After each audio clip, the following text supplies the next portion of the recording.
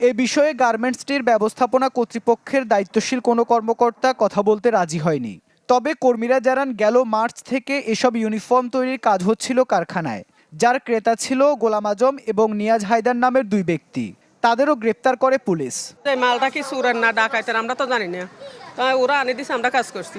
Company তো আর বোঝে না যে এডি চোরা কি এডি কোনো একটা অবৈধ ইয়ার, এটা তো আর জানে না। কিছু ফেব্রিক আর কিছু অর্ডার নিয়ে আমাদের কাছে আসে, আসার পর আমরা যেটুক জানি আমাদের মালিক সুইংয়ে আমাদের অর্ডারটা দেয়, দেওয়ার পর আমরা মালটা আজকে প্রায় বিগত 1.5 থেকে 2 মাস পর্যন্ত আমরা সুইং করি। মামলা হলেও এসব পোশাক জব্দের পর এক সপ্তাহ বিষয়টি চেপে রাখে পুলিশ। সবশেষ দুদিন আগে তা জানাজানি হলেও এখনও তারা মুখ খুলছে না। সামান্য কয়েক বোতল ফেন্সিডিল উদ্ধারের পর যেখানে ব্যাপক প্রচার করে পুলিশ, সেখানে চেষ্টা চলছে এই ঘটনা গোপন করার। কুকি চীনের মোট সদস্য সংখ্যা কত তা সঠিক জানা না গেলেও মাঠ পর্যায়ের বিভিন্ন পক্ষের ধারণা অনুযায়ী